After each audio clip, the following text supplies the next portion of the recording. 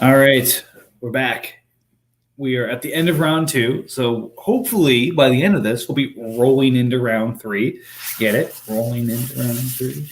Anyways, it's the Vikings, and I'm here with RJ of the Eagles. We're not sure where Matt is. I'm sure he's doing something fun, but RJ, I'm glad you're here. Yeah, I'm glad that I was able to set some time aside to go over some more draft picks. You know what? If there's anything I enjoy in this world, it's talking about other people's fantasy teams. Yeah, Um, but where we left things on, I guess was that Monday night, we were at the 126 and waiting for the Ravens to take the 127. So we've progressed to close to the end of the second round. So we'll kind of pick up from the 127 and go through the rest of the first and to the second round. And if we get to a point where we get some live picks, if we get some other trades, if we get something else that happens, we'll talk about it live. But kind of the same idea. We'll just keep going. And unlike the first round where we literally went pick by pick, we might group a couple together, might jump over a couple.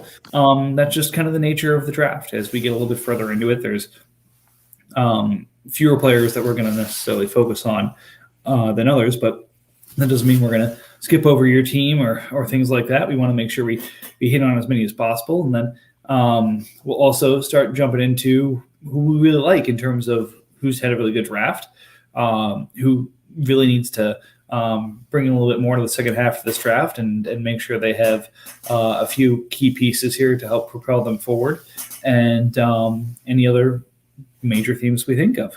RJ, anything else you want to add? no, not off the bat. I think we can jump right into it. We have some really good picks coming up, like in the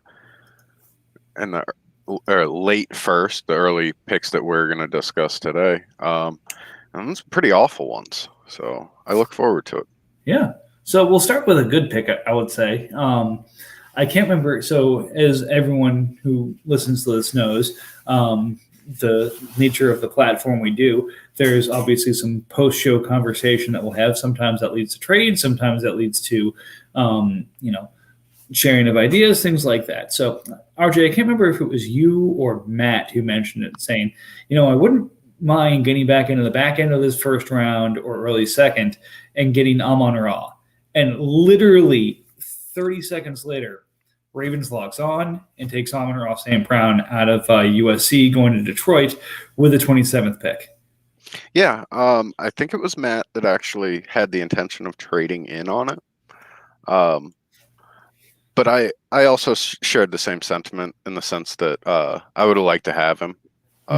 As much as I'm tanking and I kind of want to avoid points, he's in a spot where, like, he's a player that has such high upside that it wouldn't hurt for even me to take a shot at him. Yeah, and again, a guy like that might take a year or two to really blossom. But I mean, 5-star recruit, one of the top receivers in the country.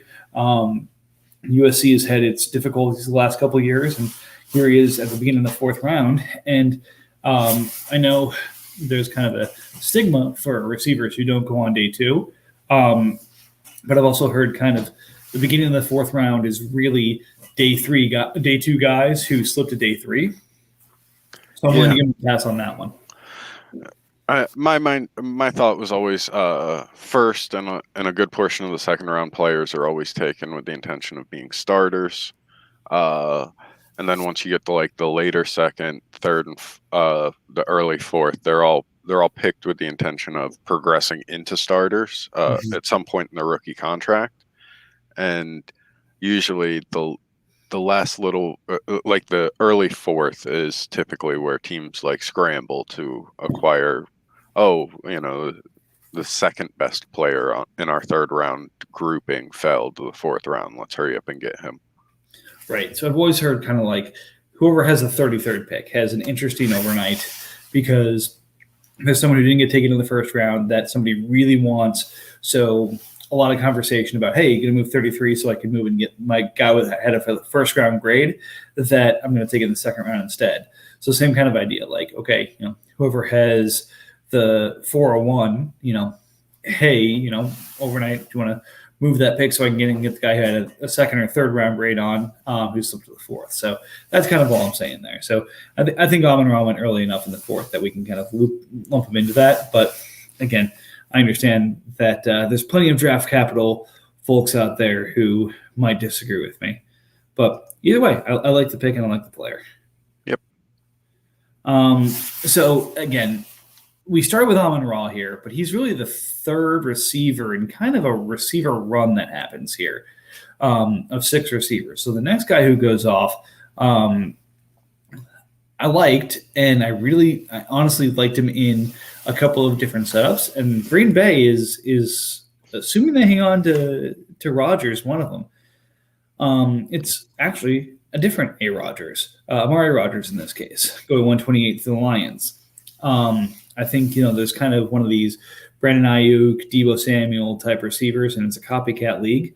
Reminds me a little bit of Randall Cobb, but I think really could play that slot role here and play very well. They've got Devontae on the outside. They're still trying to figure out between, the 7 receivers they take every year, who's going to be the number 2. But Rodgers may just say, screw it, I'm going to be the slot and be the number 2. You guys figure out who's the James Jones in this offense. So I like the player. I like where he landed. And again, I wouldn't have minded taking him, and I'm really pissed off he's in my division. Yeah. I think it was a fantastic pick. So this is one of those that kind of suffered from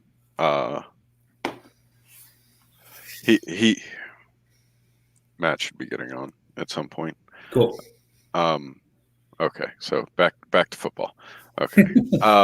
Rodgers suffered from just the fact that our draft was, what was it, a week after the NFL draft, roughly, where all of us had a little bit too long to think about his situation.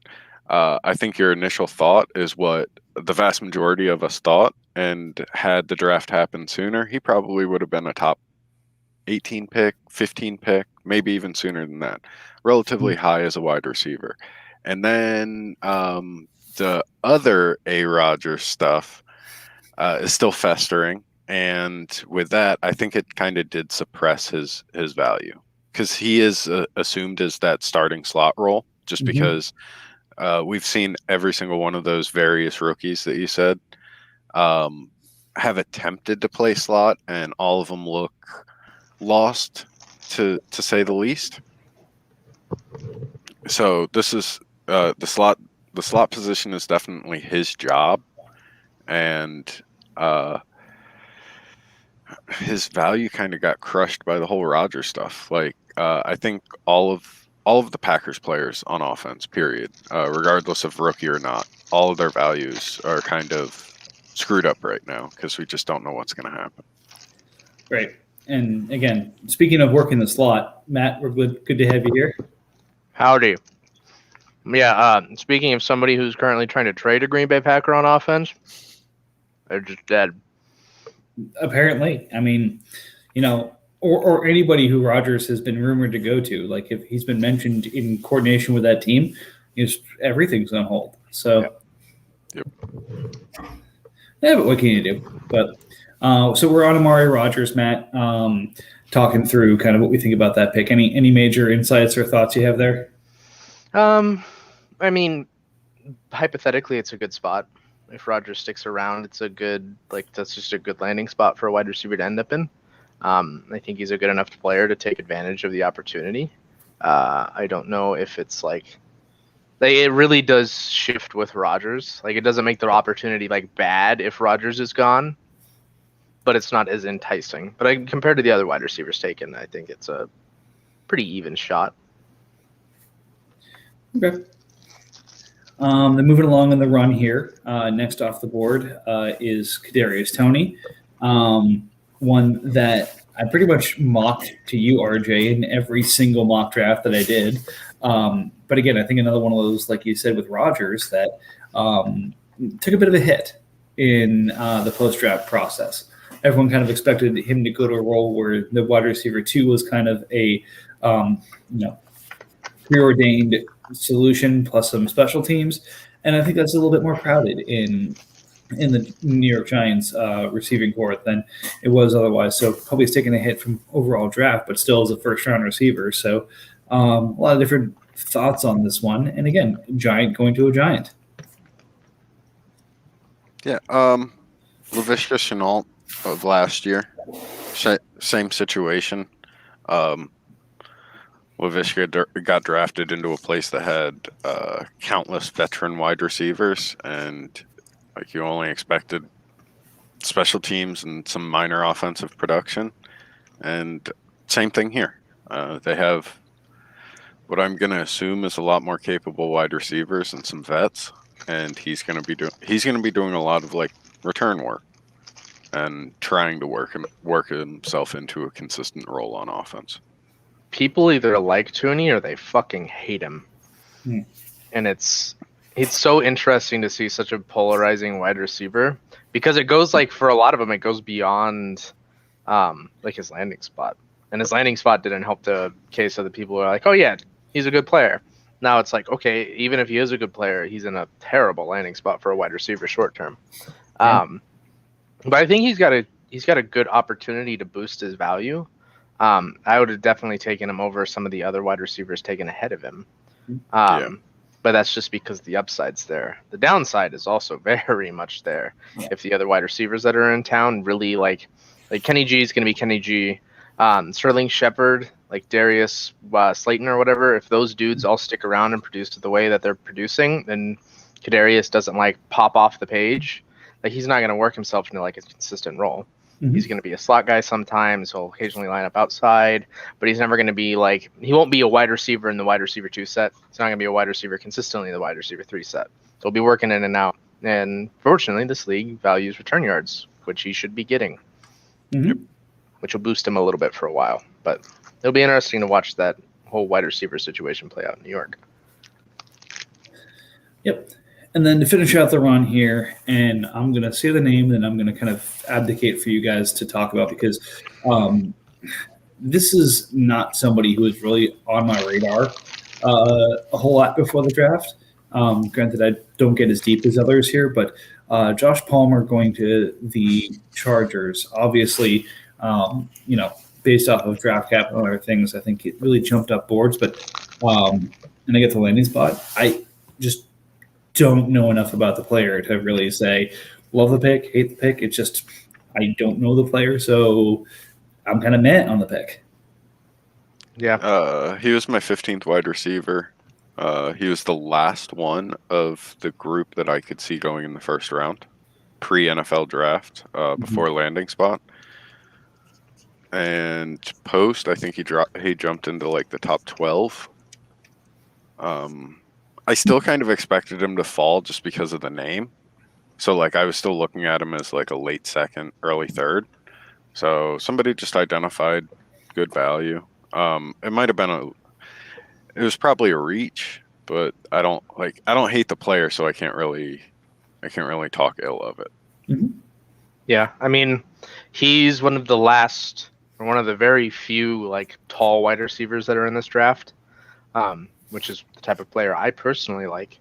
But I wasn't crazy about him. He doesn't really do anything that pops off the page for me. Like nothing excites me about Josh Palmer. The landing spot is really good. So it'll be interesting to see like what type of role he shakes up for himself in Los Angeles. But at this point, if you're taking a wide receiver, like the only other one that really entices me is Eskridge, but yeah. Yeah. On what Matt said, I kind of feel the same way, and like nothing necessarily impressed me, like what I saw. But with some of those players, like they're just so smooth, or they do things so effortlessly, or they just do make the common sense play that where you're just like, yeah, that's what you should do, but they do it every single time. And like he's one of those that like he's not going to do anything flashy. He's just going to do his job like every single time. He's like Kendrick Bourne, Mike. He basically just like he was made in a lab to be a wide receiver 3 somewhere, and he's going to be a player that nobody outside of like diehard fans and fantasy owners will know his name, and it'll just be like people will watch their team play against the Chargers, and they'll watch this guy make a simple, good like third and medium to longish reception for a first down, and they'll be like, "Wow, who's that guy? Why does I'm he going to say play who the more?" fuck is Josh Palmer? Yeah, pretty much. He's gonna have the most unassuming like 7 catches for like 75 yards every single game. Okay. No, I appreciate that. Like I said, I just don't know enough about him to even speak intelligently. But like I said, that ended a 6-receiver run near the end of the first. Now we kind of shift gears back over to the defensive side of the world. And Matt, we'll start with you on this one because last year I remember you took I think it was Willie Gay, who went to Kansas City due to the specific role he's going to be playing. Nick Bolton, of course, going to Kansas City here, I think jumped off the boards here. What do you think this means in terms of the role he's going to be playing with Kansas City? And do you think it's kind of selling Gay short? Do you think it's complimentary? What are your thoughts? So Kansas City's defense is stupid. Like this guy is not going to play the first 7 weeks outside of like spot snaps. Mhm. Like they could have taken this guy at like 3rd overall in the entire draft, and he's going to sit 6 weeks. The way that DC just like runs the defense is he brings in linebackers, has them sit for a year, treats them like QBs that need to learn the defense and learn how to run the offense or whatever, and then he eventually works them in. I think long term he probably ends up playing besides Gay, with Gay being the mic there. Mhm. So I don't think like there's any direct impact on Willie Gay.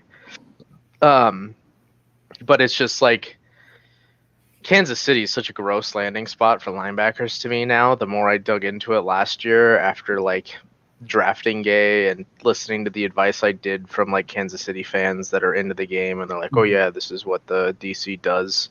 And it was just like, it's going to be like this guy's going to play some snaps like week 7 or 8 and just obviously be better than whatever linebacker he comes in to rotate out for a couple plays.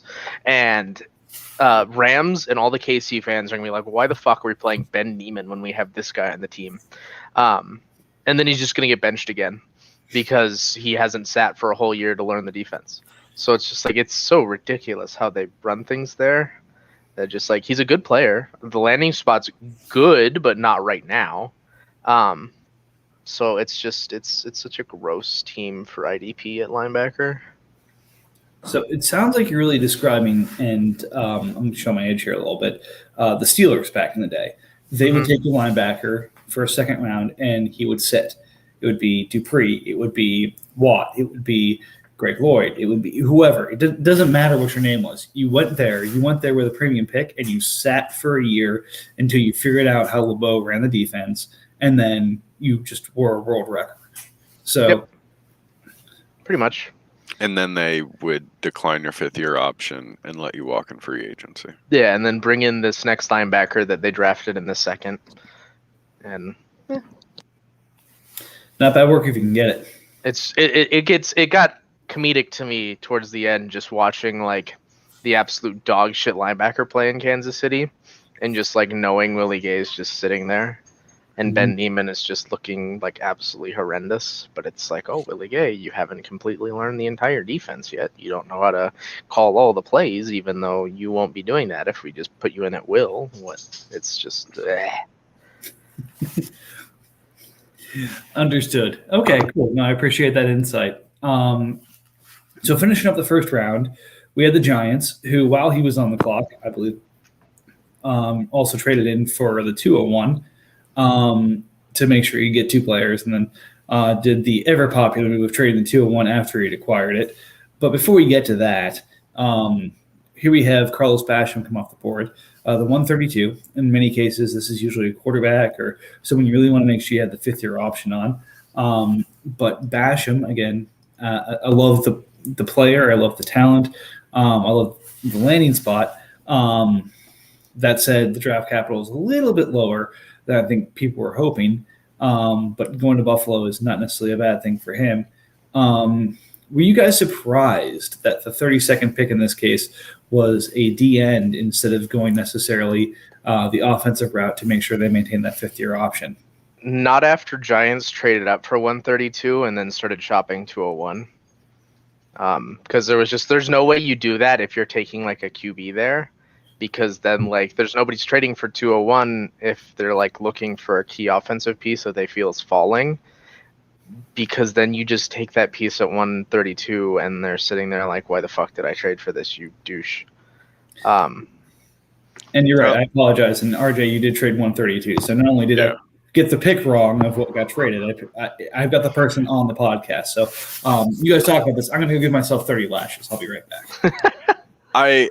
I didn't necessarily want a quarterback in the first round. I would have preferred to have him in the second round. I don't really want that 5th-year option on him. I don't want to be forced to pay them some extravagant amount of money.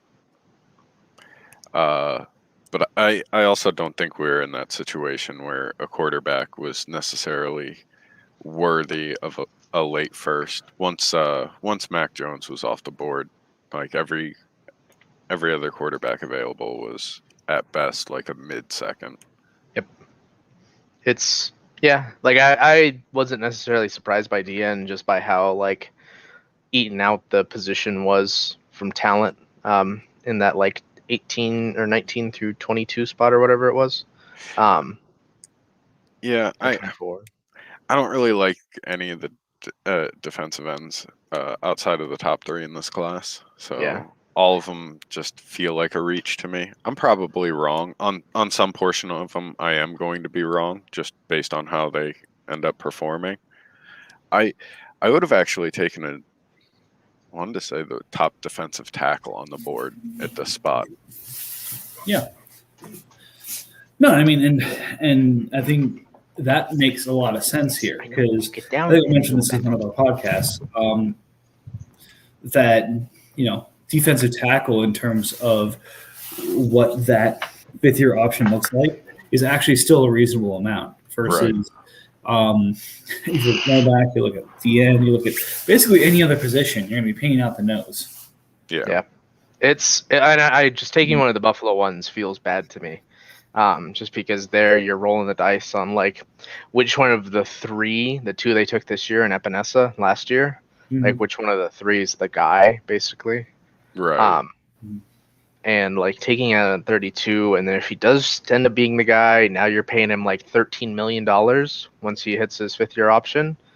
Like it's not super great value. I don't hate it short term because DN's great, but like I don't think I would take that one personally. I think I'd go with Asai there if I'm taking DN. I like the upside on him. Like just the fact that he had just come out of the gates as that double-digit sack per year and just Basham? No, Asai. Asai, yeah. Yeah, I think Basham makes a lot more sense in kind of like holding that 3-4 D end role. I think he's probably a little bit too big to be kind of that edge rusher. But that said, if he can convert the athleticism that he has into getting after the quarterback with that size, that's really fucking scary. So I like the play. Like I said, I like the player. I like the talent. I like the landing spot. I just don't know if I like it at this point here. I think there are other DNs I like better. And again, obviously I do because I'm the next pick. But, if he gets a position change to D tackle while still putting up like what's assumed to be DN numbers, he actually would be an amazing pick right there. And that's completely possible at 285 pounds. Yep. All right, so that wraps up the first round for us. We convert to the second round.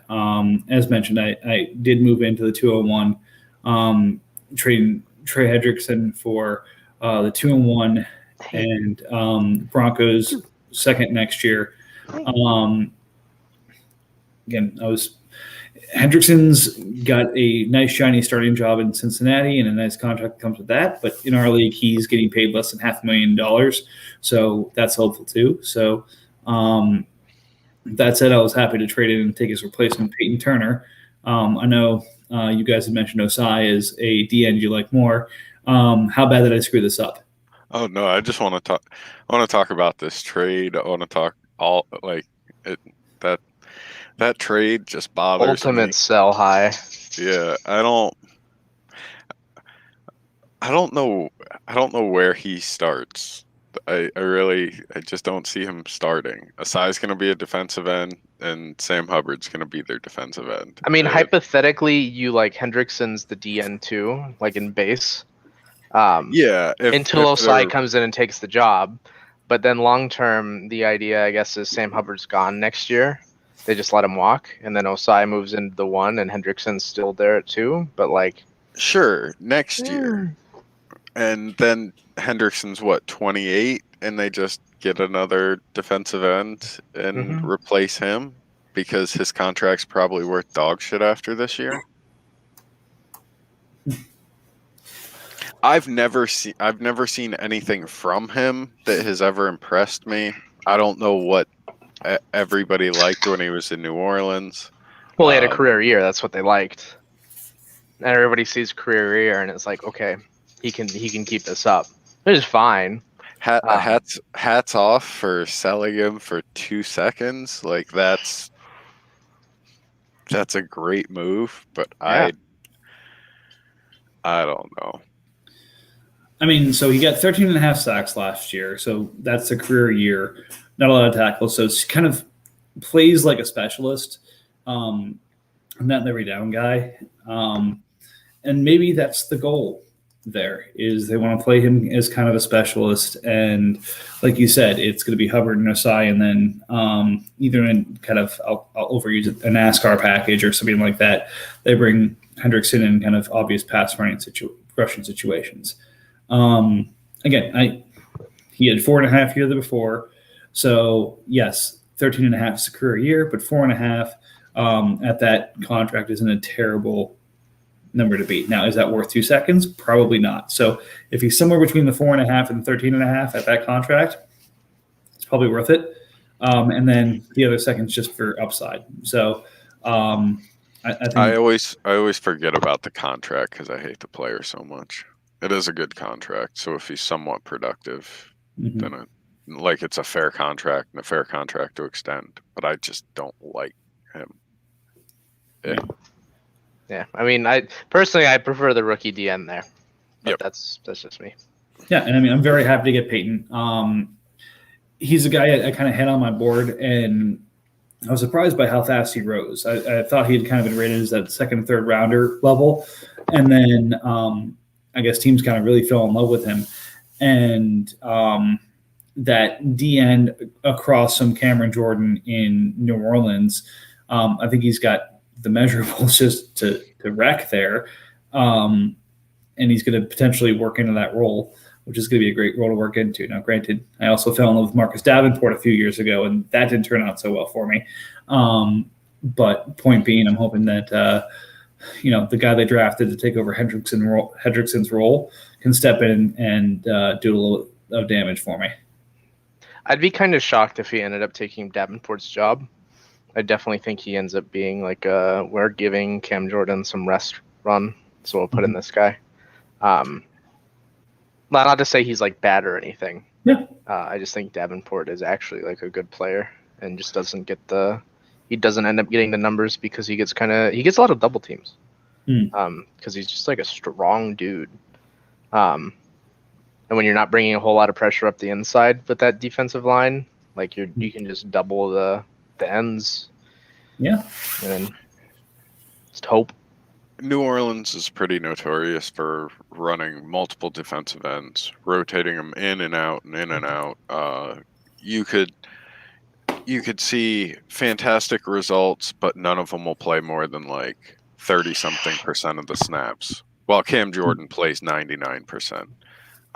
So I don't think Cam Jordan continuously plays 100% or 99% of the snaps. They have a really deep like defensive ends. They have Jordan, Turner, Carl Granderson's not a slouch.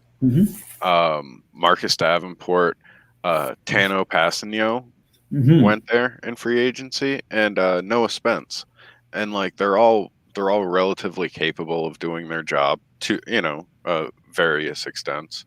So like all of them are gonna get some type of play, some type of snaps. So like Peyton Turner's probably not gonna have 13 sacks and completely replace like the Trey Hendrickson role or anything like that, but he's also not gonna sit on the bench. He'll give nice, good spot starts. Okay. But again, like you guys said, you are really excited for the next DN who goes off the board, which is funny because Cowboys immediately curse the fact that Turner and Basham go, and then takes Osai, who I think both of you like better than both of those DNs. So, what do you think? Was that an act, or I think it's just a really good pick. Yeah. So like in some like screwed up thought, you could assume that he plays like some weird outside linebacker / defensive end, more like an edge-esque role. But Cincinnati just doesn't play like that. They have pretty defined roles. So like he's going to stick as a defensive end. Probably jumble up the production because they took another defensive end in the 4th round. But I like him. I've liked him throughout the whole draft process. He was one of the ones that had a ridiculous 40 also, if I'm not mistaken. You talking about Tyler Shelvin? Who? No. No, I'm talking about like the other DN you said they drafted, Tyler Shelvin. Sample. Oh. What? Cam Sample. Yeah. Shelvin's going to be their nose tackle. Yeah, that's what I was going to say. I remember Shelvin. I was like, okay, there's no way you're talking about that guy. He's a tackle. No. Sample, and he's more of that like genuinely true defensive end. Whereas Sai could probably play linebacker also, but I don't see it. Not in this defense. I love the pick. So I got to try and figure out. So I Googled Joseph Osai 40 time after you guys said this. 5 fun facts about the Bengals 3rd round pick, Joseph Osai. They talk about him in a 4.4, but then I look at the SI and it's saying 40-yard dash 4.63. So I don't know what's happening here. Point is, it looks like there's might be a couple of different data points on this, but still, again, looks like he's got the speed to get around the edge. Yeah, he plays fast in game, so yeah. And I'm always gonna be behind a Texas defensive product. Right. Well, that's enough out of that. Anyways, moving along here. First safety comes off the board here at 203. Trevon Moehrig. Horrible pick. I was going to say, I think it's definitely one of those where you look at the football impact he has in the game is more than a fantasy impact he has on the game. But I understand the pick. I really love the 204 here, and I think that it's a travesty he slipped this far. But I think it's a great pick by Seahawks. So I'll touch on Moehrig real quick. I think if it wasn't that landing spot, or if we draft pre-NFL draft, that draft spot's completely fine. We pass over it, no problem. Best safety in the class by like leaps and bounds, and then he gets drafted to John Gruden's team. Yeah, dog. We heard you like single high safeties. Yeah, because I don't correct me if I'm wrong. He took 3 safeties in this draft, right? He kind of, yeah. 2. I know he Devon took Diablo 2. Is kind of more of a linebacker, but yeah, he's actually listed as a linebacker. Oh yeah, they took Tyreek Gillespie, whatever. But yeah, no, I fucking hate this landing spot. He's a single high safety. You're literally praying that just like every single team they play against just goes deep and he gets like 5 picks in the season, because that's pretty much the extent of the impact he's going to have. Which is completely possible, and he ends up being our generation's Ed Reed. Yeah, I mean, is he basically taken to be a Tyreek stopper, to be a rug stopper? Like, is he literally like, hey, I need an over-the-top guy who's going to, keep all of Mahomes' receivers to 20 yards or less. He's a Well, it's- glorified nickelback that's not supposed to be involved in the play unless the Yeah. play gets out to him. The way they have that defense set up is it's just a single high safety, and it just like that safety is not supposed to be involved in plays. He is there at a safety valve stop, like Which if he's probably going to get a lot of stops if they play like they did last year. Yeah, but like it's to me, I would much rather have like a box safety, which is what he is the exact opposite of. All right, makes sense. Again, makes more impact on the football side of things than the fantasy side of things. So logically, but like I said, next tight end Pat Fryermuth comes off the board. I love the pick. I love the landing spot. I promise I'm only going to say that 20 more times this podcast, but I think it's great. The Steelers have always taken care of their tight ends and prioritized them. And Eric Ebron was a revelation of sorts, but I don't think he's a long-term answer. And Fryermuth can be. Yeah, he doesn't have a whole lot of competition there at the position. It's like McDonald's dog shit. So if he's even still on the roster. Ebron's still there. Yeah, but Ebron's one guy and he'll be gone. I think the hope is like you have Fryermuth and you get a new QB next year that isn't Big Ben. And you have a rejuvenated offense with a QB that can actually like throw the ball. But like this year he probably won't be super great because rookie tight end and landing spot. But like he's a really good player. Mm-hmm. I would not be concerned in the slightest about the landing spot. I actually look forward to watching him and Eric Ebron on the same plays. I think they can do a lot of good things. Love the landing spot. Fantastic pick. I was kind of like, I didn't know where he was going to actually get picked. So like, there's a bit of me that's like, wow, 204. And then like, there's some of me that's like, yeah, duh, 204. Yeah. No, I mean, and that's the other side of it. It's like, I traded in and got the 201 and Fryermuth was in the consideration, but I didn't go DN. But literally, I think there was probably about 6 or 7 guys in the first couple picks of the second round that could have gone and no one would have batted an eye or said, well, that's a terrible pick. It would have been like you said, I don't know if any of the non-Mac Jones quarterbacks made sense for first round, but I sure know they'd make a hell of a lot of sense as soon as we hit to the second. Yep. I think he sticks out more if other tight ends don't have such good landing spots that we'll talk about. Maybe. Are there any more tight ends that go? Yeah, 1. Yeah. Yep. But all right, moving on. It looks like Cowboys is online, so hopefully we'll have a pick here soon. But we'll go on to the 205. And the Ravens taking Joe Tryon going to Tampa Bay. Listed as a linebacker. I think he was listed as an edge on draft night.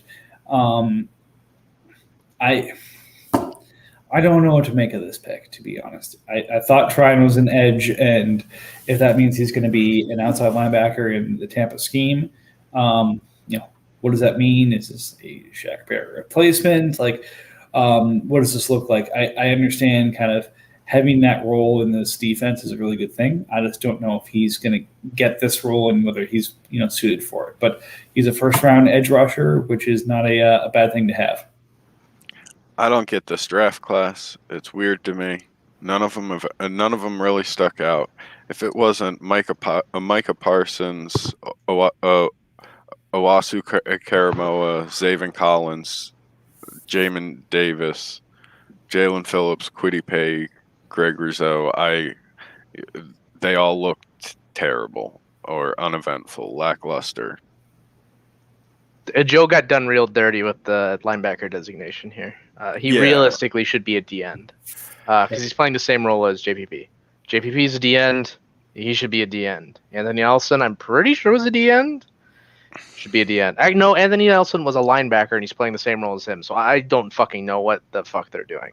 Right. That also goes into my mindless rant of why I was unimpressed by this class. Anybody that I was like slightly impressed with got designated to an incorrect position, or like was was in a landing spot where I was just.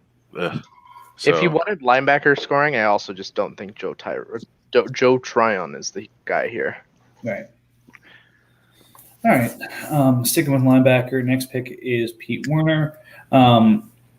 So again, I know that fake NFL drafts are different from fantasy drafts. I think Browning was going above Werner by a good amount in NFL drafts, and then here we are with Werner being well ahead of Browning in our fantasy draft. So again, I don't know if this is just a nature of player role, etc., but I don't know. This felt high for me as well. I prefer the next pick over this pick.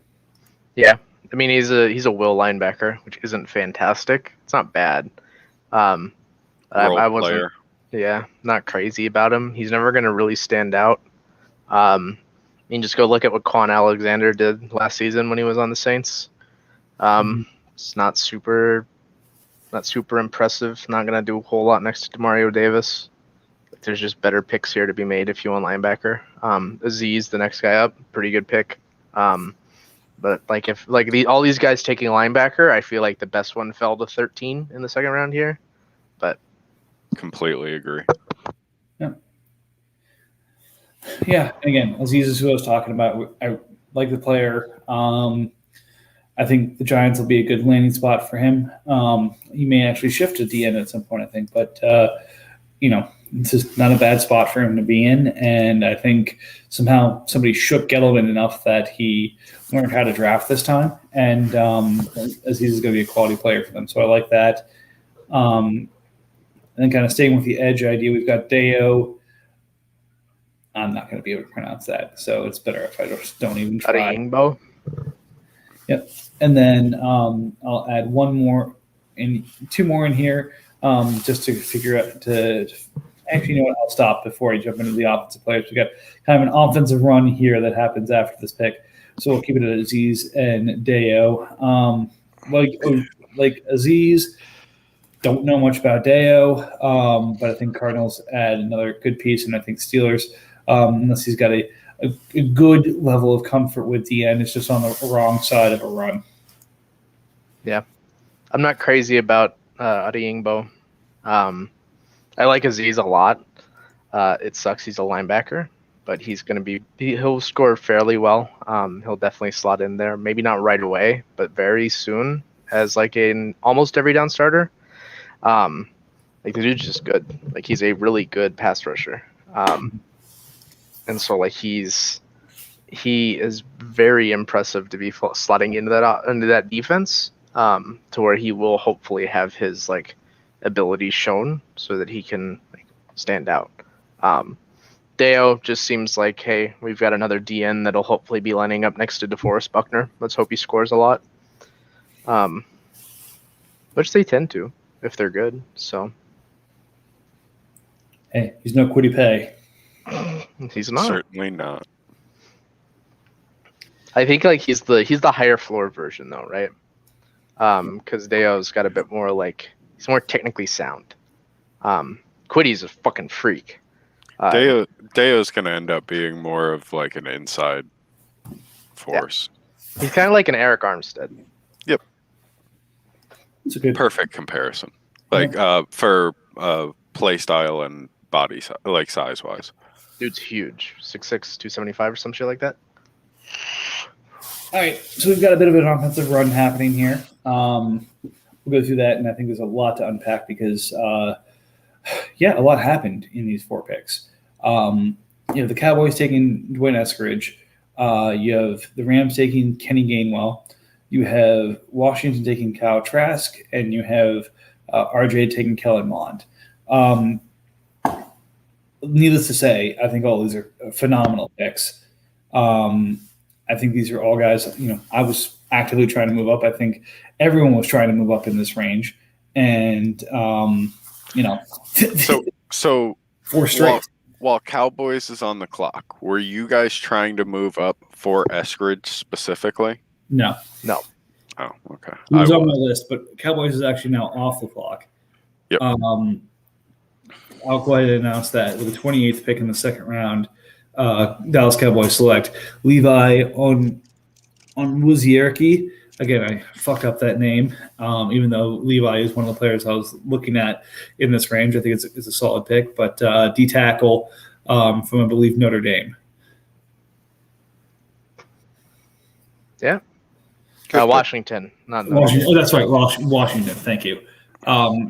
There's a offensive tackle with a similar sounding name from Notre Dame. But anyways, solid pick at 28 for Cowboys. We'll get to that later on. But coming back to offense, it was Eskridge, Gainwell, Trask, and Mond. Eskridge was less of a target for me than the other 3 were, but he was definitely on the list. My heart broke when Eskridge went off the board. He is what everybody wanted Laviska to be. He's going to be what everybody wants from Kadarius.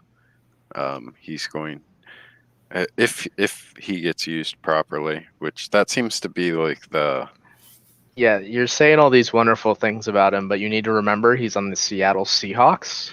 Yeah, I know. So he's not a running back that was undrafted or in the 6th round. So he's not gonna get a whole lot of run. He's what, DJ Davis? Is that who they took last year at running back? Yeah. Yeah. DJ Dallas. My bad. He takes all of DJ Dallas's work. No, he's not a running back. They don't draft guys and switch position on him. Yeah, they do. Who? Current right tackle for the Jets.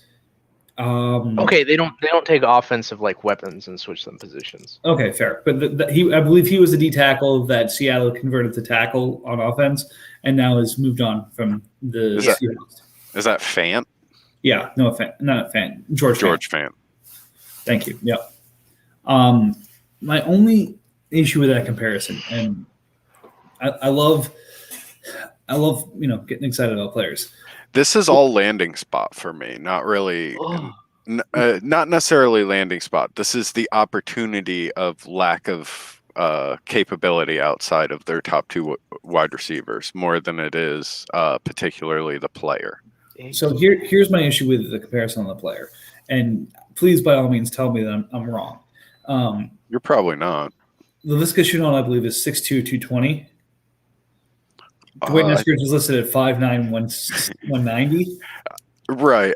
I mean in the Swiss Army knife roll. Okay. They aren't the same player. I was going to say, it's like, this is what we wanted Laviska Shenault to be. I'm like, I wanted Laviska Shenault to kind of be an alpha because he's got the size to be an alpha. No. Laviska is a running back that's fast enough to be a wide receiver and good enough hands. This guy's just not big enough to be a running back, so he plays wide receiver. Right. So okay, that makes a lot more sense to me than what was kind of coming across with everyone wanted Laviska to be this. It's like the concept of the return guy, the take running back snaps, take some snaps out of the slot, some snaps out of the backfield running routes, just being used in various different uses. Well, if there's one team that's creative in how they use different players, it's the Seattle Seahawks. Oh, totally. I just hated the landing spot. I don't mind the player. I just hate the landing spot a lot. Speaking of hating the landing spot, which is why he's in the second round, Kenny Gainwell was one of my top 3 running backs. Yep. And then he landed in Philadelphia behind Miles Sanders and with Boston Scott and all that other stuff. It's kind of like, well, I really like the player. I think this could be a good spot for him long term. This is kind of the worst case scenario. He was Etienne, but with the actual fantasy production, or what you would assume could be fantasy production, pre-NFL draft. Now he's just he's the second guy. I actually kind of like the spot personally. Really? Yeah.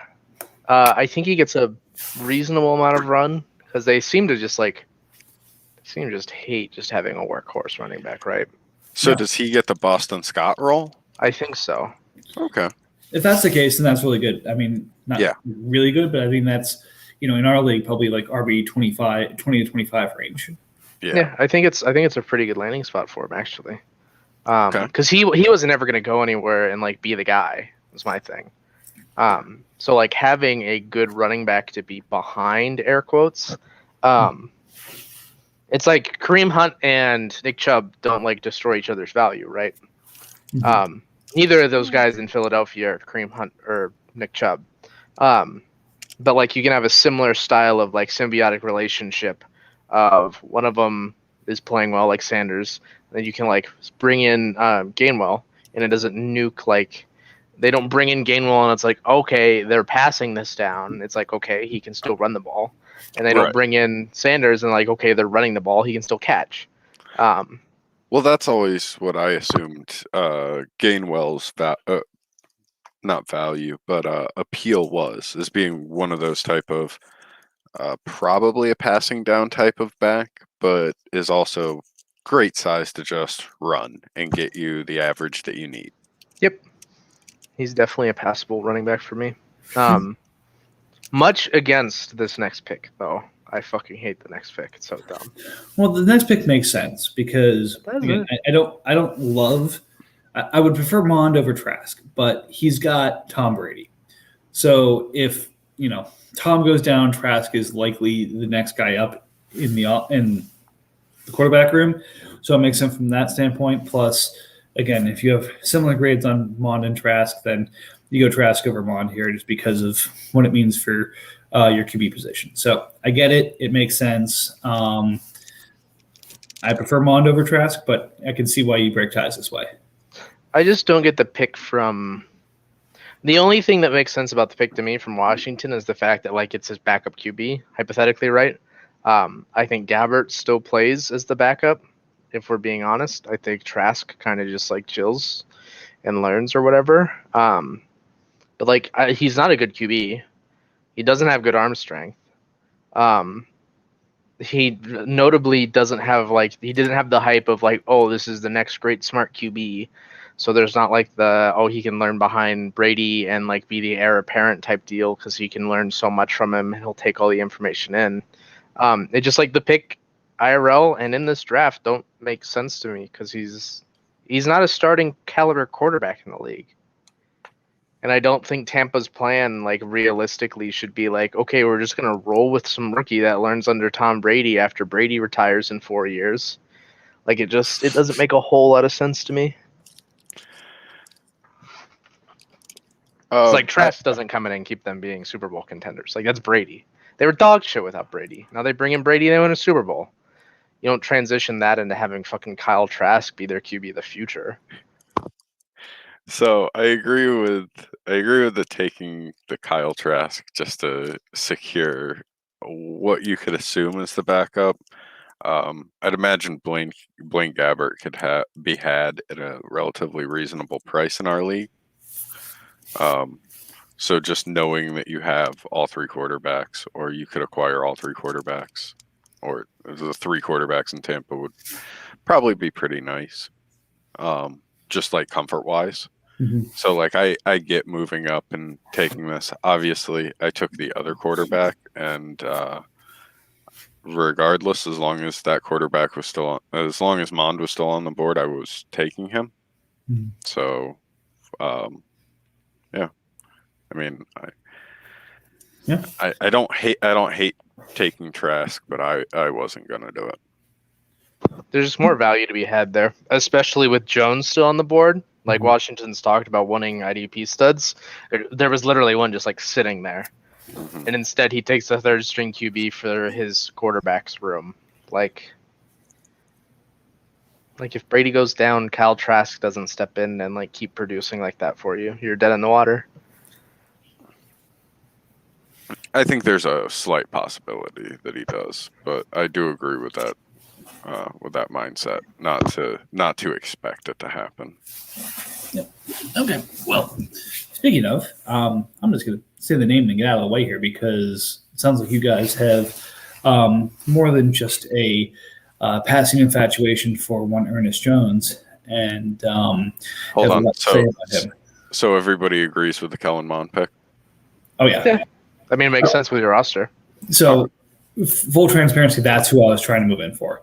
Not as much as anyone else. Like from basically 206 to that point, I was emailing every single owner to try and move in to get Kellen Mond, and I couldn't. Fair enough. All right. Now for the rants to begin. All right. Proceed on Ernest Jones. Teach me everything I need to know about Ernest Jones. Proceed. So, of the, let's see, He's Darius Leonard. 3, this year. Really? That's holy shit. 3, 4 of the 4 like linebackers taken. Oh, 5 linebackers taken between him and my Zaven Collins. He was right after Zaven for me. He's the only one of these guys that is going to step in day one as a Mike linebacker in the league. He is going to be the starting Mike of the Los Angeles Rams because their fucking linebacking core is so bad. He wins the job. Like he was taken to take the job. Like Zaven Collins was taken to take. Yeah, no, they like that dude. He's bad. Like Ernest Jones steps in and is a starting Mike linebacker day one. So you're getting 100-something tackles. You're getting 40-something assists. Like this dude he's just a fucking football player. Like the man's a man. He doesn't pop off the page with like athleticism or anything, but he's one of the legitimately hardest working linebackers in this class. And like to me as a 49ers fan, this guy just screams like Fred Warner too. Like he's just like he's their taking of their Fred Warner. He's not as good as Fred, but he's gonna step into the role just the same as Fred did. RJ, thoughts? Yeah. So he wasn't one of those players that I particularly named that I thought was some exceptional player. It's a landing spot. There were 2 linebacker spots, especially like an inside a Mike linebacker spot in going into this draft that were going to yield linebacker ones, regardless of who it was, as long as it was a capable human being. It was going to be Washington and it was going to be Los Angeles. Mm-hmm. And they both picked up somebody that is beyond capable of running their defense on the field.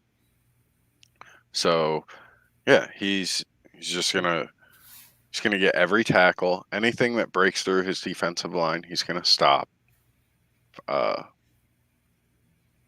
South Carolina, they know how to play defense. Like that's just I like perfect landing spot. Like I don't know why nobody identified it before. There's not really a rant to be needed because there's not much that you can say to really it was a perfect landing spot. Yeah, like he was the guy I was trying to trade up for after my 21 pick. Like I tried trading up for almost every one of these picks to get Ernest Jones because like he reeks of like linebacker 1 to me. Like the dude's just gonna step in and just eat tackles for breakfast. Yeah, like I see Darius Leonard. Like Leonard wasn't the linebacker that particularly like came off the page like in 2018. Like he didn't impress. He was probably the 5th linebacker in that group. And like even after landing spot, but like that landing spot was just prime that year, and that's exactly how the Rams landing spot is this year. Yeah. It's wide open, and he's going to get it. It's like the exact opposite of the Chiefs spot. Yeah. And see, this is why Matt has the crown that is the 6 Spurs hat, as Lions put it. So thank you again. There's going to be more than a number of times coming up here that I feel like I just don't have the basic knowledge on a player that I'm just going to say a name and kick it over to you guys. Well, you're not alone. That's why I kind of let you guys talk about the first couple of linebacker, defensive end. We don't know what the hell they are that came off the board in the early second. Because I was unimpressed by them. I don't know enough about them beyond they're just meh. Right. Okay. Moving over to the Raiders at 214, adding Diami Brown, going to the Washington football team. Again, I'm kind of on the fence on how I feel about Diami going to Washington. Part of me loves it because it kind of feels like he's a McLaurin Jr. Going there, but at the same time, it's like, okay, are we duplicating roles? Like, is duplicating a bad thing? Like, I literally find myself. There's the meme where there's the girl who just like, and then like she's disgusted one and then intrigued the next. It's like literally me going back and forth between these two faces. Like every time I think of Diami Brown going to Washington. So because of that, I love the pick, and I also am dubious of the pick. Him and Terry are very similar in the sense that they could do just about anything. And that's basically why it feels like weird. But like, is Terry still considered like their slot receiver? No, he's the wide receiver 1 right now. Okay. So then Brown just slips into the slot receiver. That was Sim's spot last year then, if I'm not mistaken. For the majority of the year. What's Sims? Don't they have like 3 of them? Yeah, I think it was 2 of them sharing the spot. Either way, that's going to be his production. Okay. I think Gandy Golden takes the leap this year and kind of becomes that. If McLaurin's the X wide receiver, so he's the Y, the one that's supposed to go over the top and take contested balls, which is perfect for Gandy Golden, and then Brown's just going to take like underneath routes and extend them a lot more than you expect. He's probably better as an outside receiver, but he's capable as an inside receiver. Yeah, so I like it just because there's a spot for him, and I don't think there's anybody as good as him. Yeah, pretty much. I'm not like super thrilled by the pick, but he'll be productive. And Lions, again, that's a great point about Lions. I'd forgotten the Ohio State connection there too. Curtis Samuel signed with them this offseason. So now they have 3 6'1", 6'2", just under 200 pounds, soaking wet wide receivers playing in that offense. So again, if 1's good, 2's better. If 2's better, then 3 is fantastic. Is kind of how I feel about this. So, and then you also have to take into consideration Gibson's probably gonna be a wide receiver from time to time, just because I don't know, he has to be in every play just because he's so valuable to that offense. So even if they do need to go with like a power scheme, he'll flex out as like one of their wide receivers. I wasn't going to mention that because I didn't want Matt to start masturbating in the middle of the podcast.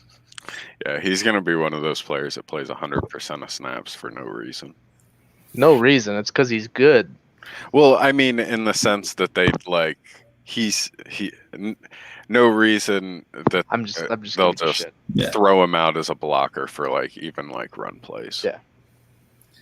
So here's a guy who can be thrown out as a blocker and a whole mess of other things at 230 pounds going to the Patriots. His playing weight was 255. It's actually ridiculous. Holy shit. So they drafted a fullback. That's what you're telling me. Mm-hmm. Okay. So he is down to around the high 230s, but at some point, if it wasn't last year, it might have been the year before. His playing weight was roughly between 245 and 255. Okay, so help me out here because again, some of the college stuff doesn't necessarily, land for me. So we got Oklahoma. Oklahoma had Stevenson, and I think Trey Sermon was there as well. Was it Stevenson who took the starting role, which had Sermon go into the transfer portal, or was it a different running back who took the Oklahoma job? Not even sure. Was there another running back there? Pretty sure there was. So Sermon has to transfer. He goes to Ohio State and goes a full round earlier than Stevenson. So again, I'm not sure if Stevenson was the third guy, the first guy, the fullback, the H-back, whatever. Point is he a fullback or is he LeGarrette Blount? He's LeGarrette Blount. I honestly thought he was going to come into the league as a fullback, and then I saw where he got drafted. I saw the draft capital associated with him, and it's not like the greatest draft capital, but like a fourth rounder to New England's like a second rounder to everybody else. So yeah, he's probably going to be LeGarrette Blount. Okay. Then let's see here. Shifting back to the first D tackle taken by the Jaguars, Christian Barmore, D tackle from Alabama going to New England. So again, I was listening to a little bit of the McShay and Kuiper podcast, and they do make the point of some of the coaches really going with, okay, who are the coaches I trust at the college level? Who are the evaluators I trust at the college level? And Mac Jones in the first round, Christian Barmore in the second round. Belichick really hammering the Alabama connection here. But that said, Barmore is the right guy for this. The point is, I don't know if he's a fantasy D tackle. I think he's more of a football D tackle rather than the fantasy impact side of things. Yeah. So not the freakish athlete, but the same trajectory is what I expect for Barmore is Ed Oliver had. Like in the sense that he was productive when he played, but he wasn't like quote unquote fantasy productive his rookie year. I want to say he had like 80 fantasy points. Like it was under 100 his first year. And then he's probably just going to maintain a relatively high productive career after that. Just because I think there are people ahead of him. Okay. See, I thought of him as more of a space eater. Not necessarily a nose tackle, but more of he's going to take two blockers every time. He's got the ability to get up speed. I think Oliver's special in his pass rushing capability. I don't think that's Barmore, but again, I think from that kind of makeup perspective, I can see that. He's going to be involved in like any run play that stops around the line of scrimmage, and so he's gonna have an unnecessary amount of assists, and he's gonna have a lot of tackles for losses. That's where he's gonna put up production. Now, is it gonna be great production? No. Great production for D tackles just doesn't necessarily happen. But he'll probably put up like 100 points. Be in the low D1, high D2 range for our league at least. All right. Which, I think, weirdly enough, because there's such a lack of productivity in that position, I think using a high draft pick for a D tackle is kind of smart. Like when it's a role or a there's a succession plan there. Yeah, I took BlackRock last year, and it was a mad pick just because there wasn't not a really great role defined there in Houston. This feels much better of a position for a D tackle to be taken in, though. Yep, there's always one or two defensive tackles that are always going to put up not fantastic numbers, but they'll be added to that consistent productive player for the next few years. Yep. All right. So I'm going to not jump around here, but I'm going to do things a little bit out of order here. So I'm going to do the 17th and the 19th pick here because there's and the 20th pick because there's a bit of a common thread after that I want to kind of focus on. So at 17, the Lions take Jalen Darden. Mm-hmm. At 19, the Steelers take Hunter Long. And at 20, Davis Mills, the third of that second tier of quarterbacks, I would say, comes off the board at 220. So we have three offensive players, kind of the same range. I don't love any of these picks, but I could be convinced. So what are you guys thinking about the three offense players here? I mean, like, kind of feels like we're scraping at the bottom of the barrel of wide receivers already at like 217. Like Yeah. that, yeah. And then like Long feels a little bit out of place just because there were other tight ends that I'd probably take ahead of him. He's like he's the one good tight end that had a bad landing spot. There are other relatively good tight ends with good landing spots. Davis Mills, I don't know. I probably would have gotten crazy and taken him if he fell to me. I think he's the most likely out of the three of these second round quarterbacks that actually starts games. Just because, like, Houston, something's going to happen with Deshaun Watson. Mm-hmm. And I'm 90% sure it involves him not being on the Houston Texans as their starting QB this year. Now, he could be somewhere else. He could be suspended. He could be a lot of things. But with him not playing quarterback for the Texans, I feel like there's a pretty good shot that they just start trying out Davis Mills at some point.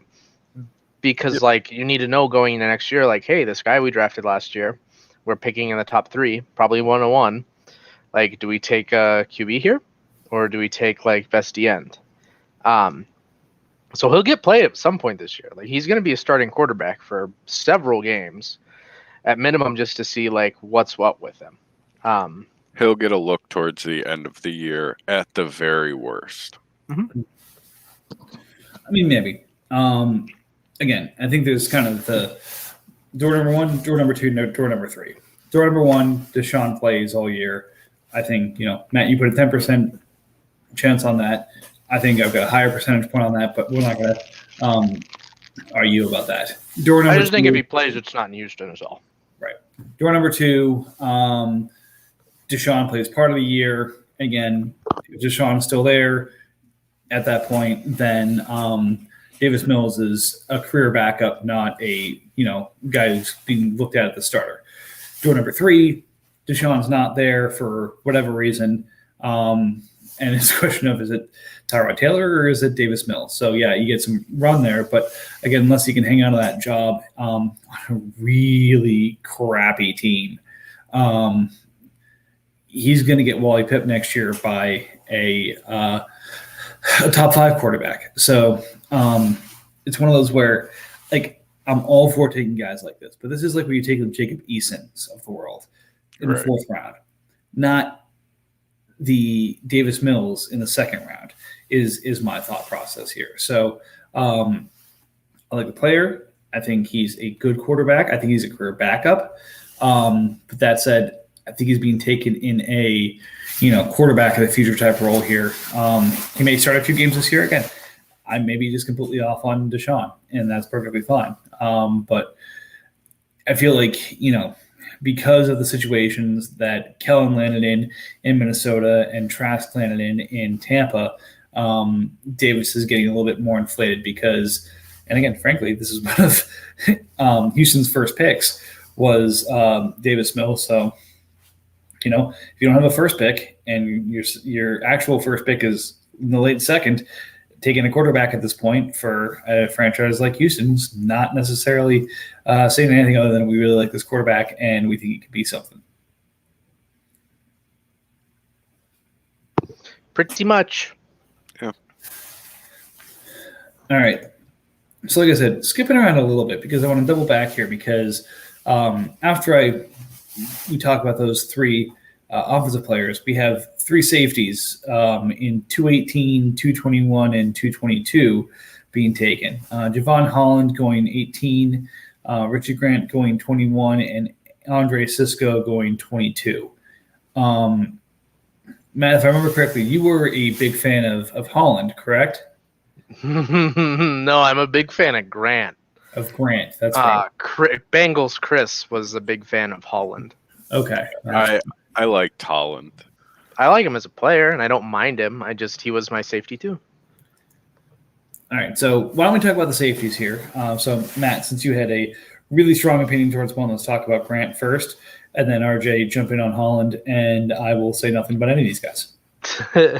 So my biggest thing with, and I touched on this earlier with, I think it was Titans' first safety pick with Trevon Moehrig. Like Holland is closer to what you want out of a safety. He'll probably be playing a bit of safety, a strong safety. I think realistically, it's less of a defined role for Miami, to where like both their safeties, the free safety and the strong safety, will step in the box at times. So it's not as extreme as the Raiders, where like Morig's just a free safety. He's going to be deep. He's going to be 20 yards off the line every play. Holland will step up in the box at times, even if he gets lined up at free safety. But like Grant is literally just a box safety. The man's strong safety. He's going to play the Keanu Neal role in Atlanta. He's going to be in the box a ton. And so if you can get a safety that's scoring like a linebacker, like it's almost a cheat code. It's what makes like who was it a couple of years ago? Like Kareem Jackson, when he first ended up in Denver, and like the last bit of his stint in Houston, he was playing nickel cornerback, but he was designated as a safety in our league. So he was just like scoring way above his weight class, despite the fact that like he just wasn't playing safety. He was playing corner. But because he's playing in the box, he's going to be scoring more, just because that's how scoring breaks down. Unless you're getting picks as a over high safety, you're not going to be scoring as much as an in the box safety. Like Grant is that guy. While the other two, like Holland, he'll probably play a little bit of both. He'll end up playing more strong safety, I think. So he's a fine pick. But like Andre Sisco's a free safety. Morig's a free safety. Like these are guys that are going to be playing deep coverage type stuff, not playing up in the box, eating up tackles, tackling running backs, just running over people. So to me, it was crazy that Grant fell as far as he did after as many safeties as he did. The only one that I think should have went over Grant was Holland. Just because, sure, Grant's going to be playing in the box, but he's also going to be playing in the box with Deion Jones and Foy Oluokun. And those two are just vacuums. So, like, he's going to be third in the pecking order. They're always going to be on the tackle before him. To an extent, but like think of the teams the Falcons play against, and how many of them have like running backs or slot wide receivers that are the guys that like Grant's going to be picking up in coverage. Yeah. Oh, I mean, like he's gonna score a ridiculous amount of points. Like I'm talking about 1 and 2 at safety. So like, we're splitting hairs. I just think Holland like starts day one, because I just I don't think there's a second safety other than like Rowe has the one safety spot, and I don't know of another safety on that roster that's actually going to like produce, play well, look good. See, my concern there though is if Rowe's the one of the safeties between him and Brandon Jones that's staying in, then you're pushing Holland into that free safety role. Oh no. I could see Rowe being the free safety and kind of just floating around, because like he comes from that cornerback role, so he'd rather just hunt around like in the backfield.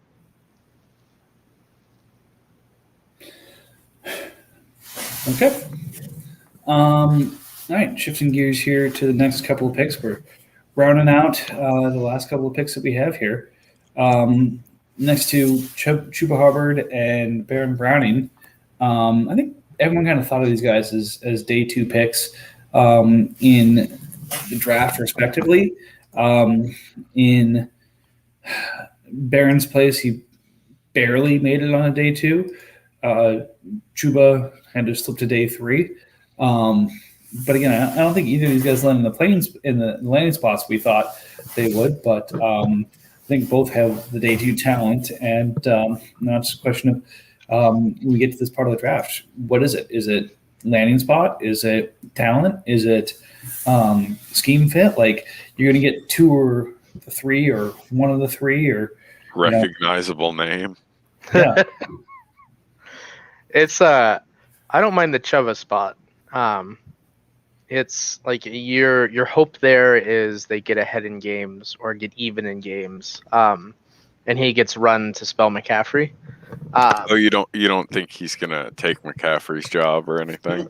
No, I think Christian McCaffrey may be one of the safer running back jobs in the NFL, actually. But yeah, no, I think Hubbard ends up getting some good run if that team's good. If they're bad, I think he'll get garbage time. If Christian McCaffrey lets him, it seems like CMC is the type to where he gives up when the fourth quarter clock ends. But we'll see how they handle that this year. Baron Browning, I'm not super crazy about. I feel like he's just ending up in a very crowded outside linebacking room.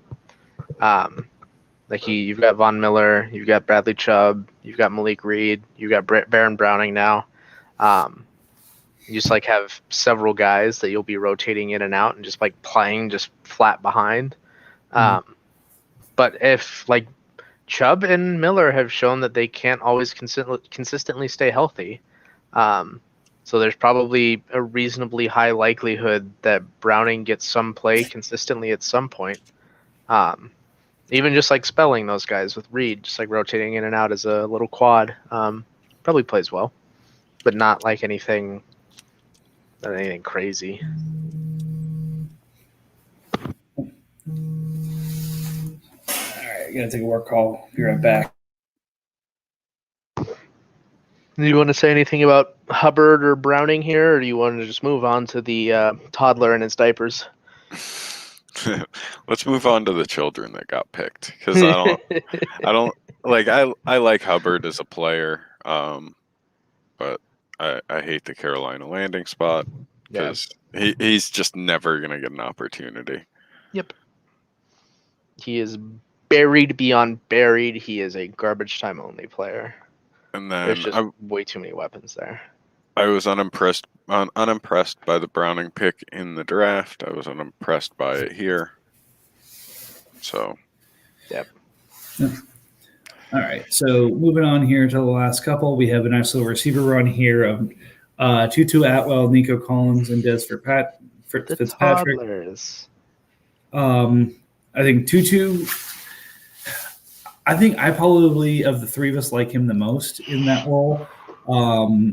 Again, undersized, just shrimp receiver, but guy's got speed, and literally, again, he was the first pick of the Rams in this draft. So in a situation where you were the Rams, you were the Texans, you are a number of these teams who don't have draft capital, if you spend your first pick on a guy like this, he means something that's going to fit into something in your scheme. So I don't love the archetype of the receiver, but I'm willing to give him an extra shot because of the fact of where he went and who he went to. I was trying like hell. Again, the first part of the second round, I was trying to move up to get Kellen Mond. Then I was trying to move up and get Nico Collins.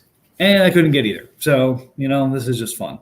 And then last but not least, you have Des Fitzpatrick that, I think it's just a matter of we're digging at the bottom of the bucket. We're through the bottom of the barrel. Yeah, we have broken the barrel. We're literally like getting. We're looking for scraps around the barrel on the floor.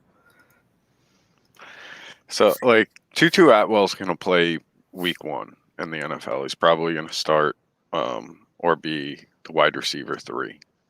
I don't know much more after that because somebody's probably just going to dump him on his head and he's probably going to get squished. Hold on. Let me check when the Niners play him so we can see when Fred Warner plans on taking his soul. Yeah. Nico Collins he's a good size. I don't know. Oh, wow. He gets to live until week 10. Oh, it'll happen way before then. Probably. I'm checking to see. So they play Bears, Colts, Broncos, Bucks. Oh yeah, Cardinals, he's not gonna survive a week of Darius Leonard. Yeah, that'll be a tough one.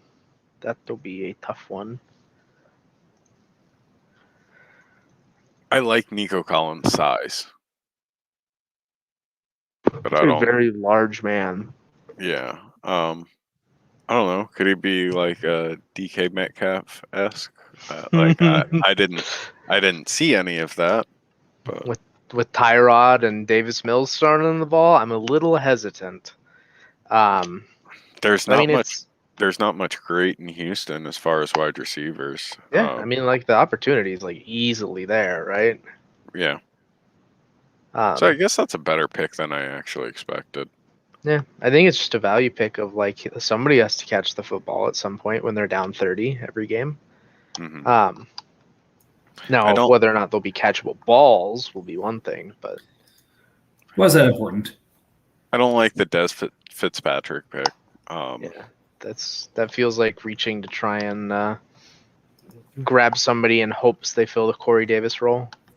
It's just even with Corey Davis gone, like it's crowded, and it's crowded with a whole lot of like not talented players. Mm-hmm. Like it's Josh Reynolds and AJ Brown and Cameron Batson.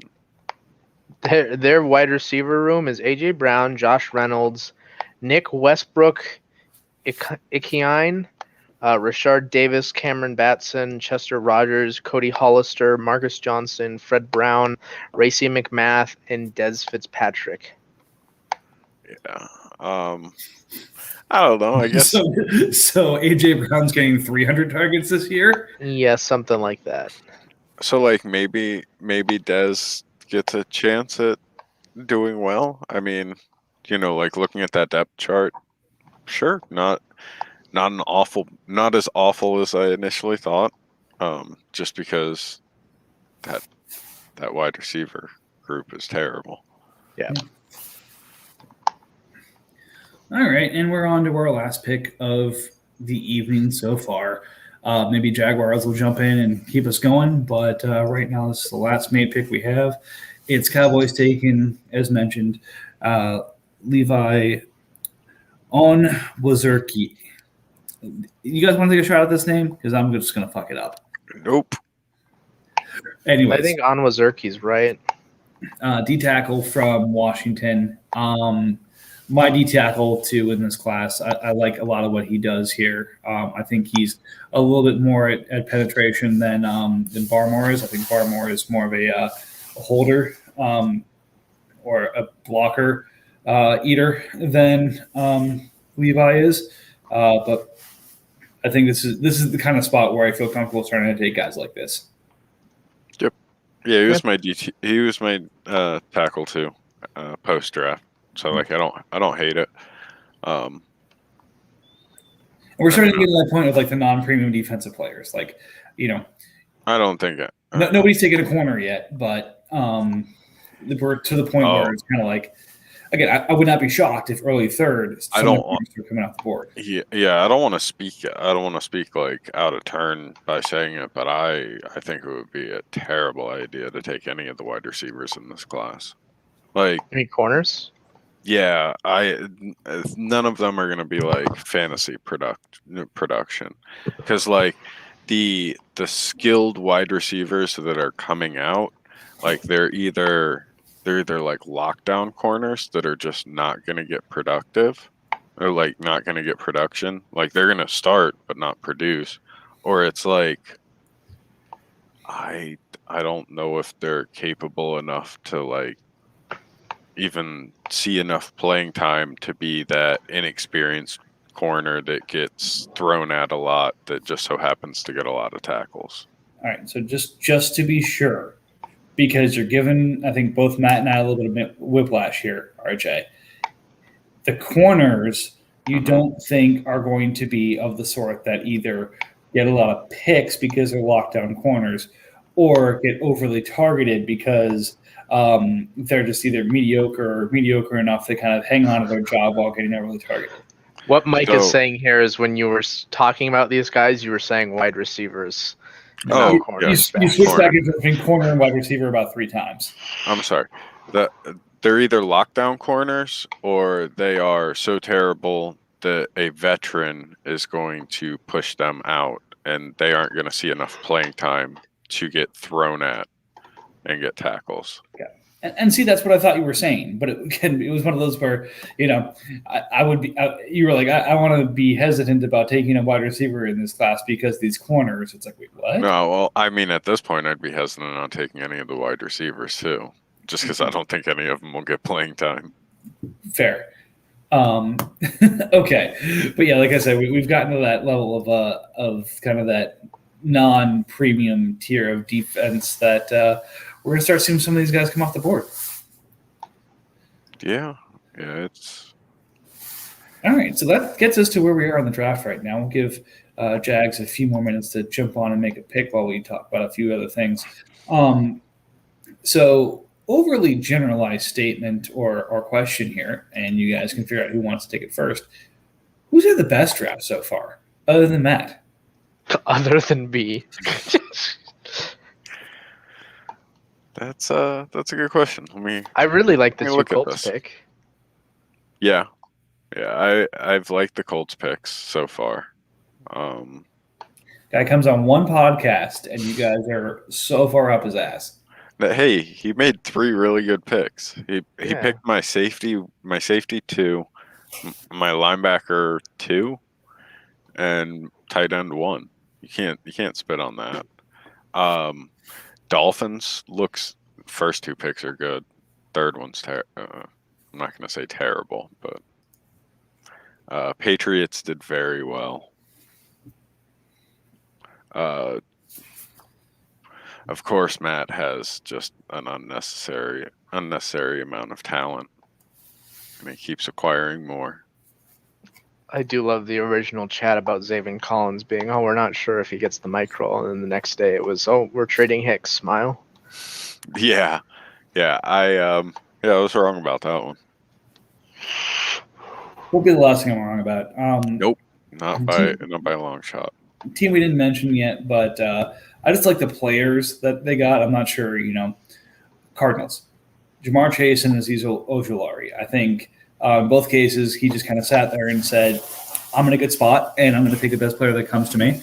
Again, a more active owner may have moved up in either case, but in both, he got really good value at both those picks. So I really like what Cardinals has done so far. Yeah, I can agree with that. Yep. All right.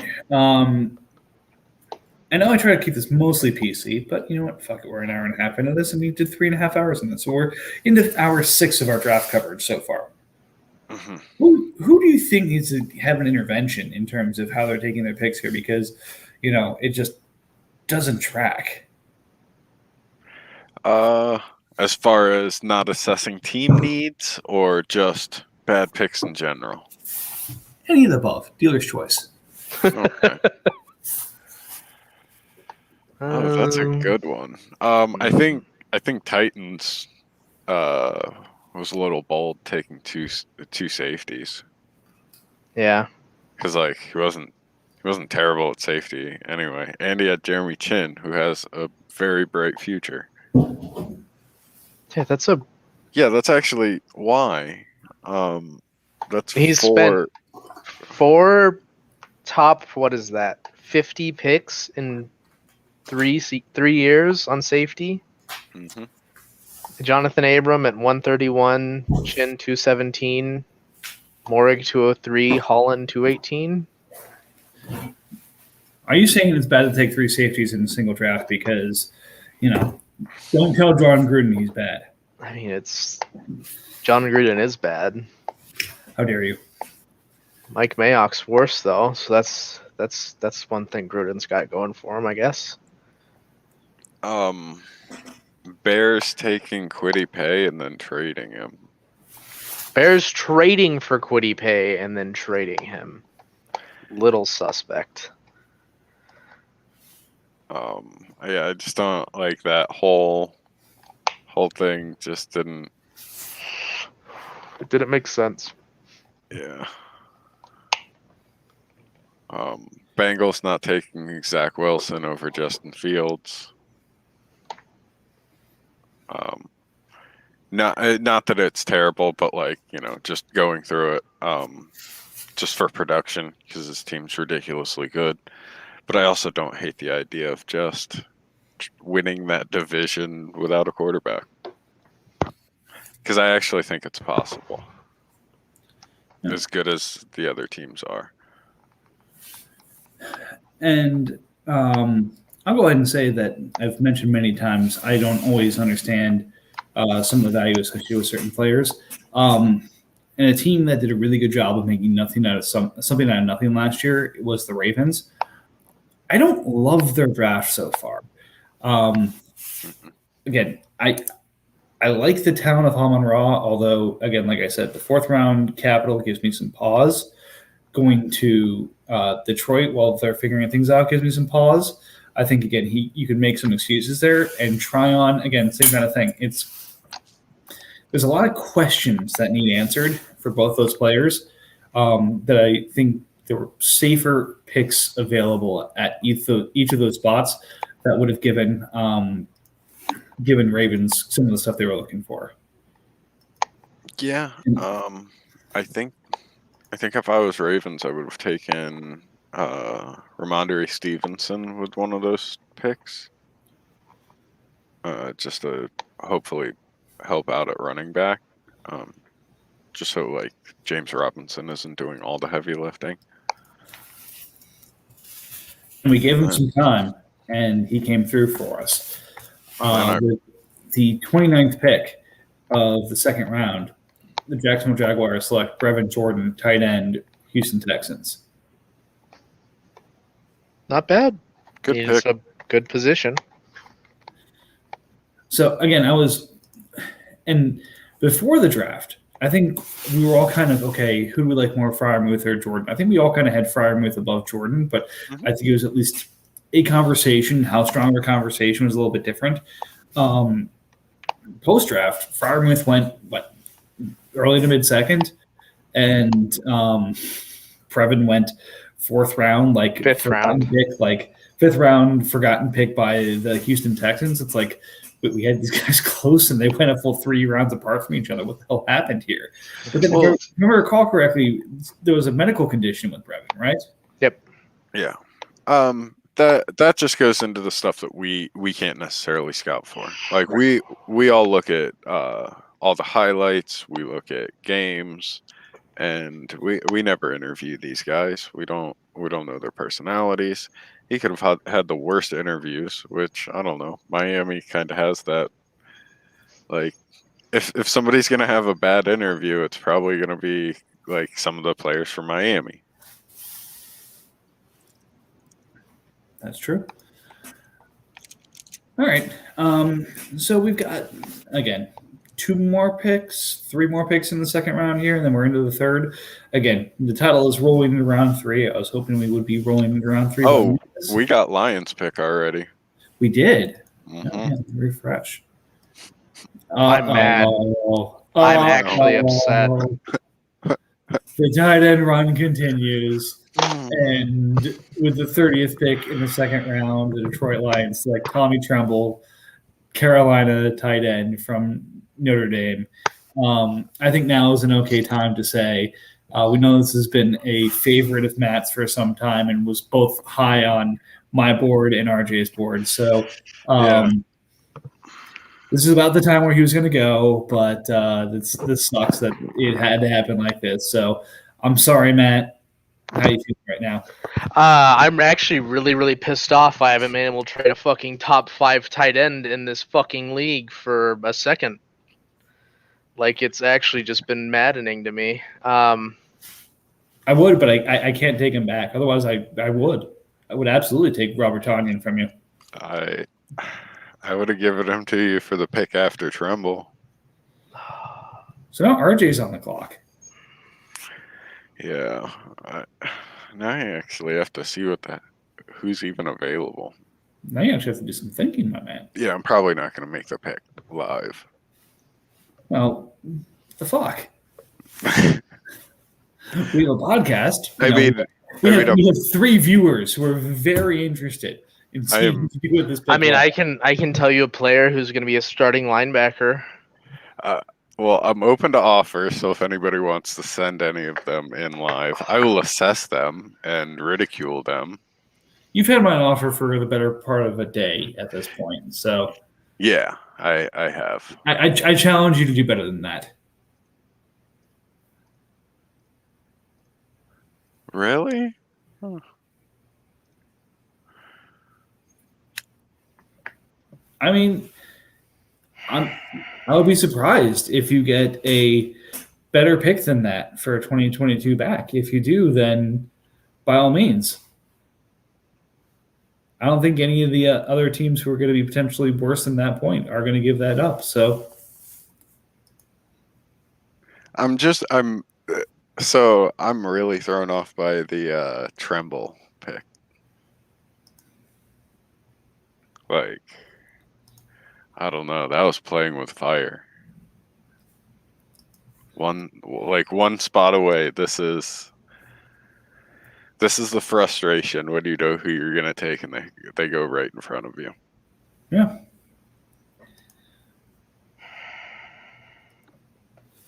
But hey, I'm not going to peer pressure you. I'm not going to, put you on the spot on the podcast here.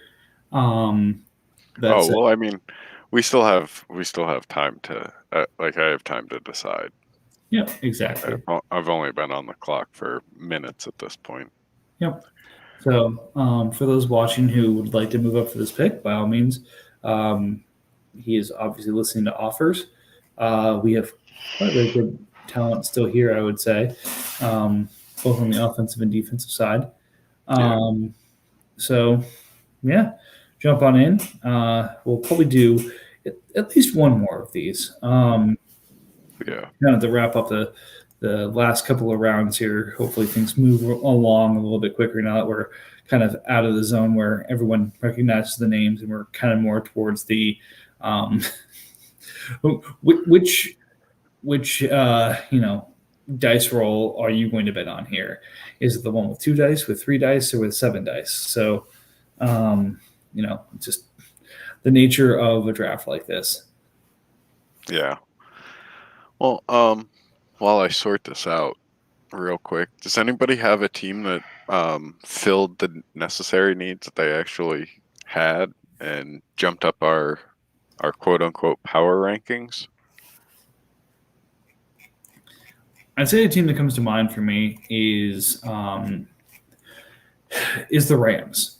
I think there's still work to be done. Still needs to get a tight end. Still needs to get a couple other pieces. But really needed to come out of this with another, not necessarily starting running back, but another running back who is going to score for them. I think Gainwell will. Added Waddle as a sort of receiver 2 behind Brown, or maybe even receiver 1 next to Brown, which helps a lot. Again, tight end is still a need. But his systematic, and then with Bolton, has systematically added pieces that could help a little bit this year, but really set them up well for next year. So he's definitely jumped up my rankings a little bit, probably not as far as maybe some others, but just in terms of the players taken, I really like what he's done. Yeah, I agree. This is so it's weird. It's one of those like if I I would have done it differently at every pick, but it still turned out well enough to where every need was like assessed like at the proper time, or like properly enough to where like it isn't lacking. So like I probably would have went running back in the first round, but he got Gainwell in the second, so you can't scoff at that. Mhm. That was a perfectly fine pick. I'm not overly thrilled with Bolton, but he is a linebacker that's going to get some play, and if he's the third linebacker scoring over 100 points in a season for him, like that's going to be fantastic. And we don't even know what CJ Mosley is going to be at this point. Yeah. Matt, what are you thinking? I am actually just seeing red at the moment. Hey,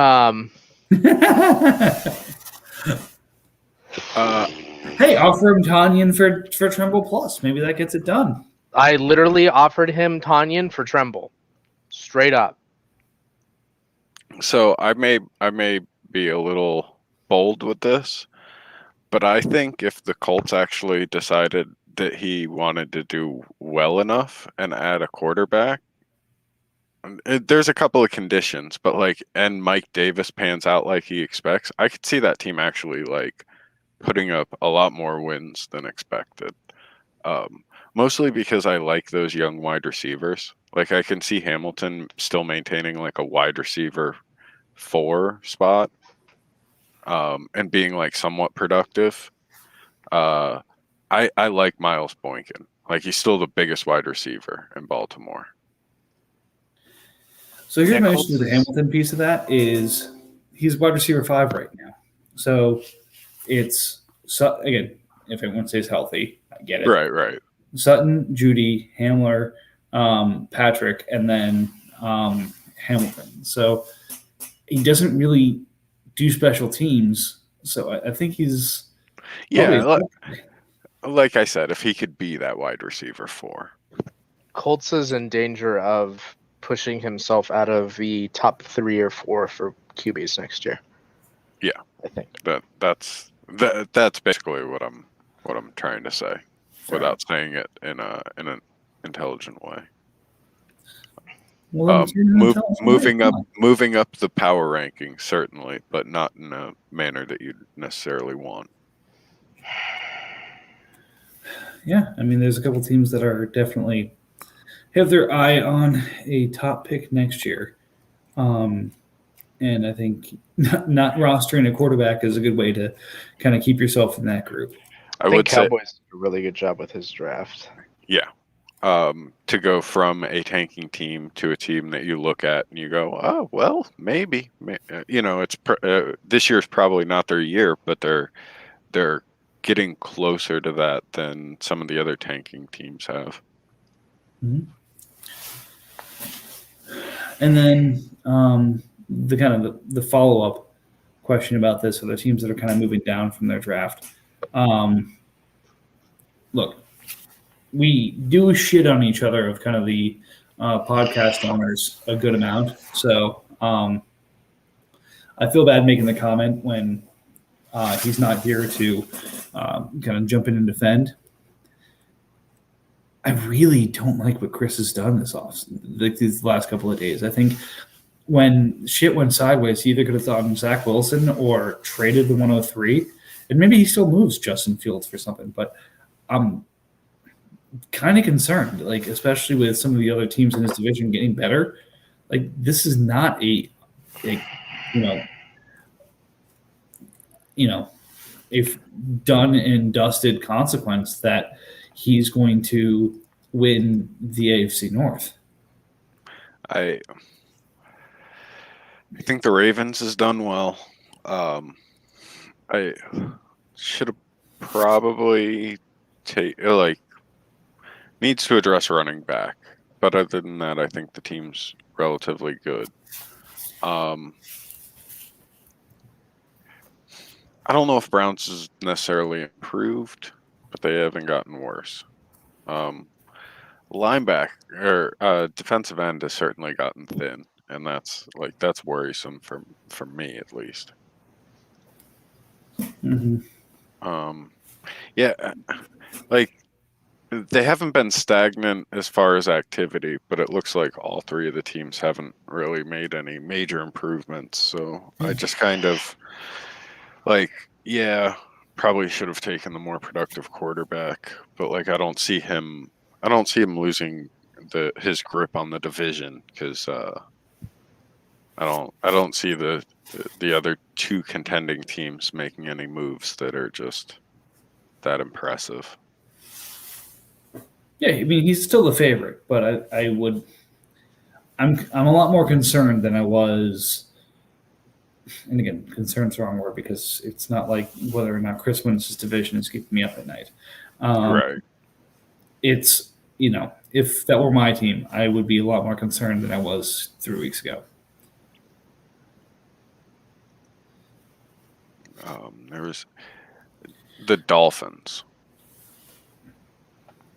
How did they do last year? They won their division. I think he wins that division by an absurd margin this year. So what's going to be interesting is He does better than the Texans did last year, I think. And the Texans were like that team that you just didn't expect to have such a ridiculous record last year. Well, he did do better than the Texans last year. He went 14-2 to the Texans 13-3. Oh, okay. I see him being closer to a contender than we actually think. Like I see him threatening you, and I see him threatening Bengals. Possibly. Possibly, right. His offense is definitely probably better than mine. So, what my wonderful co-hosts are alluding to is once we finish with the draft, we will get into the power ranks, which I think is, if this isn't everyone's favorite round of podcasts, I think that might be everyone's favorite. But point is, coming soon to a podcast near you. But Yep. Once we start to do power rankings, we can do buyers and sellers. we've got lots of stuff to go here, guys. So, all right, we're getting close to the 2 hour mark here, and RJ's got some thinking to do. Yep. Got some moves to make, hopefully. So, RJ, any closing thoughts other than for people to send you best and best of breed offers for the 231? Yeah. So, when you're on the clock and you make a pick, if you're somebody that was considering trades, do everybody a favor and just decline all the trades, because you're the one logged on. Like I don't know, it's just kind of rude to just leave them there, because then you basically tell everybody that you don't respond to that I didn't even look at your trade. And yeah, it's just common courtesy. There is the nice feature of on the web client, you can just delete all of your like ineligible trades at least. But yeah, the common courtesy of being like responding to the trade is always nice. If I'm not mistaken, like once you make the pick and your pick has been made, you can just click right onto trades and then just like it declines them all, right? Click the red button. Yep. That's all I'm saying. Mostly because not everybody's going to be logged on at the same time you make the pick, and then everybody has to come back to a whole lot of invalid trades in their trade box, and just common courtesy. That's all. All right, Matt, Titans notwithstanding, any closing thoughts? Lions, give me my goddamn tremble. That's it. Lions give him his goddamn tremble. All right, well, it's end of the second round. We will be rolling into the third, hopefully by tomorrow. And, we'll see when we get back on the pod, probably sometime next week. But thanks again for joining. Again, like I mentioned, we are into hour 6 of our coverage of our own personal draft here. So, I'm feeling weary like Kuiper and McShay at this point, but, we'll continue to split up and continue to keep it going. But thanks everybody who has listened and will listen. And we'll be back here in the next couple of days.